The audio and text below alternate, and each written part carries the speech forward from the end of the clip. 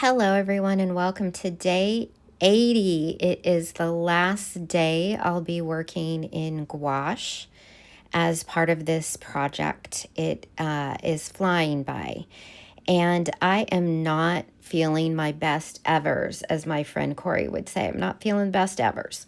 So I really wanted not to paint today, and I wanted to go to bed.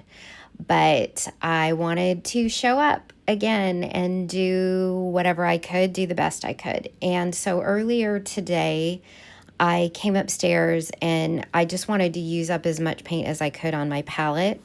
And I had a lot of yellow and a lot of that green color. It's like a permanent green light, I think, or something. And so I threw a bunch of that on a piece of paper. I'm still working on this hot press watercolor block, and then let it dry. And when I looked down at it, I saw these three figures in there. So I thought, okay, I'll do something kind of abstract figural.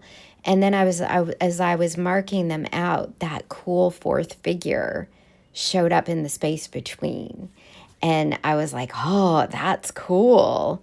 So I kind of think of this as like the board of directors. That's a term I'll use with folks when we're talking about that chorus of voices that we have inside of our head that all come from a place of protection. They want to keep us safe, but they've all got something to say about what we should do and who we should be and all the shoulds. And so that's kind of what this reminded me of, all these voices that we take on and develop from all of our experiences and expectations from the world, and they just kind of are insidious, and we can listen to them, or we can strap them lovingly into the back of the bus and say, you're not driving this bus today. So anyway, that was a long tirade about where my head was when I was painting this. And at this point, I just think these are kind of cool figures. I'm keeping this super, super simple and just playing with color essentially at this point, doing some layering and building up from these thin washes of the gouache into more opaque layers. That's something that I've really learned to do as part of my process with gouache. This is something that's been working for me. So I don't mind that they're thin. I don't mind that I can see through and they're transparent to the paper underneath, because I know as they dry, I can layer them and they're just going to get super juicy and vibrant. So that's really what I was thinking about today. I've got that purpley color in there for that bonus figure. And so I'm thinking about what colors I can put next to that purpley bonus figure in order for it to really stand out. So I'm thinking two things. One, I've picked a light source. So the light in this painting is coming from the left-hand side. So the back of these figures are getting some light and the front of the figures are in shadow. So number one, that's what I've decided. And then I want colors next to that bonus figure so that that bonus figure really stands out. So because it's that violet-y color and it's darker, I want to have my lightest light right next to that. So I've made that middle figure a combination of opera and violet in the shadow part and white in the light part. So the part that's more in light and closest to that bonus figure. And then the far figure on the left, I really like green and purple together.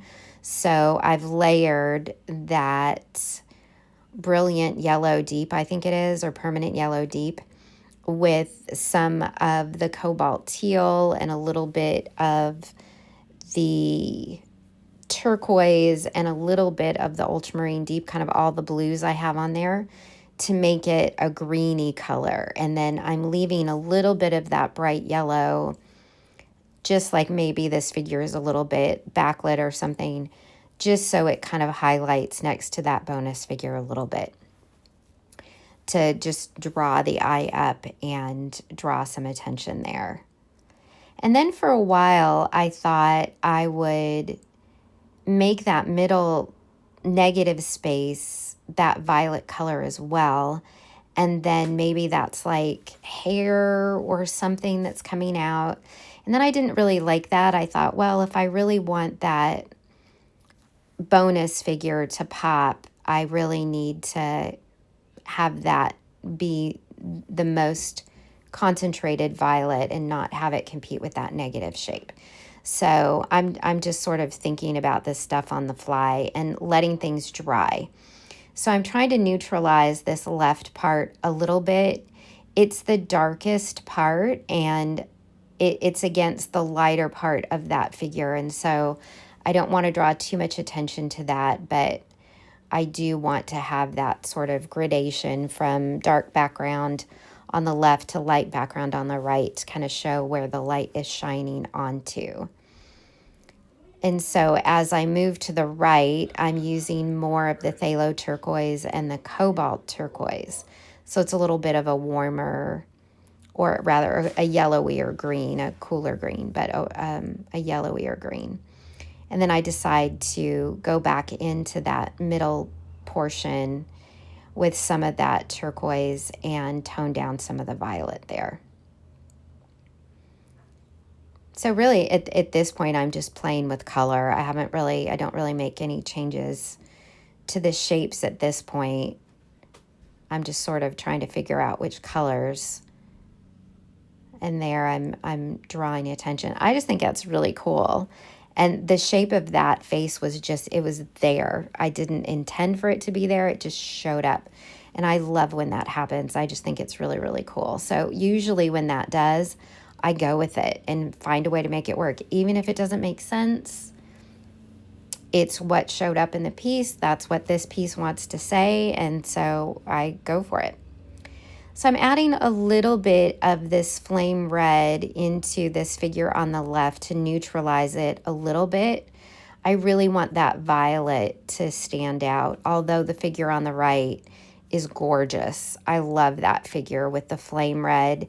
It's got ultramarine blue deep in the shadows, and it's fabulous. A little bit of green in there too to neutralize it. I just really love that next to that turquoise color. It's super, super pretty. So I'm adding more of that opera pink to that middle figure so that it holds its own next to that red figure next to it. And then again, adding a little bit of that.